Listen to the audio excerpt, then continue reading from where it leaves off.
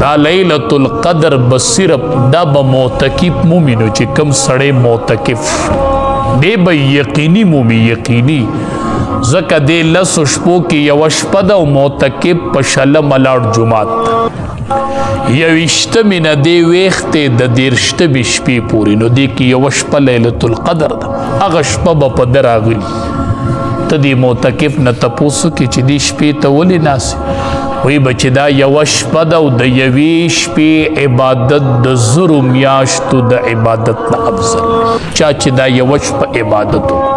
دومره قیمتي شپه ده تنزل الملائکة والروح فیها باذن ربهم جبریل امین راکوزیږي او ملائک ورسره راکوش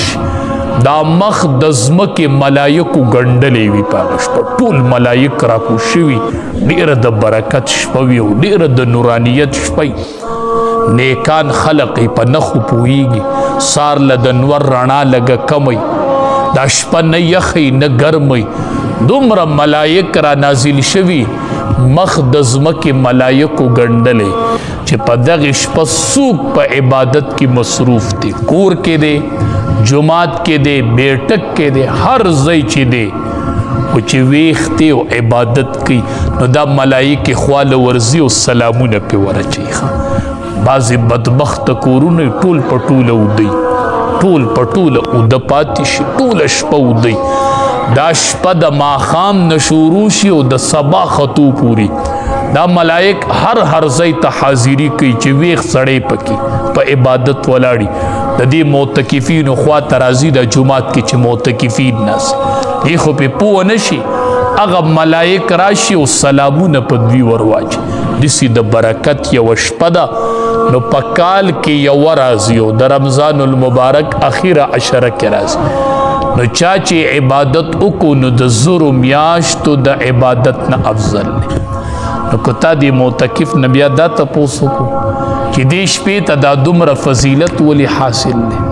څه چل دی چې د یوې شپې عبادت د زرو میاشتو د عبادت نه افضل دی نو معتکف وایي ما ته پته نوره نشته دی دومره ده چې د زرو میاشتو د عبادت نه افضل دی زه معتکف او وجه یې څه ده څه وجه درته معلومه ده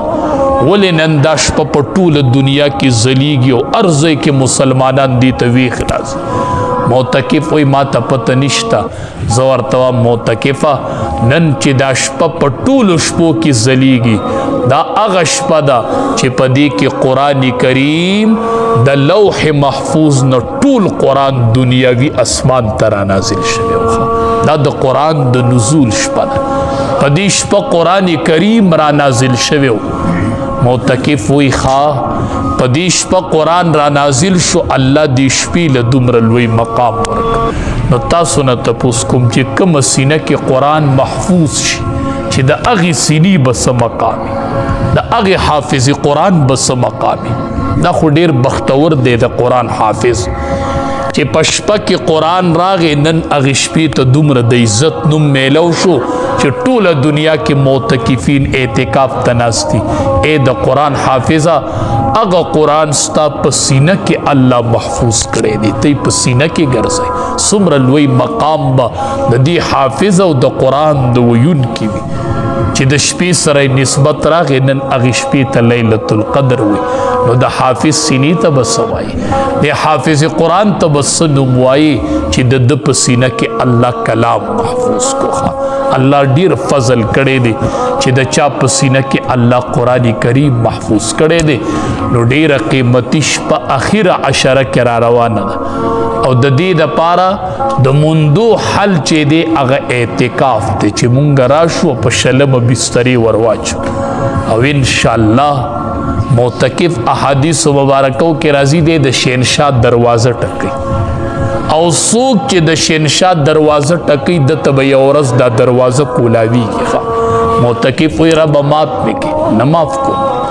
ربه مات مې کې نه دې معاف کومه یوه شپه به لیلۃ القدر راغلي او معتکف به وایي ربه مات مې کې په هغې ورځ به د معافۍ اعلان وشي او په معتکف په دروازه کولاو شي یوه شپه به یقیني وي انشاءالله معتکف ډیر بختور وي نو دا د اعتکاف ته چې سړی کینی لیلۃ القدر به ومومي خو احادیث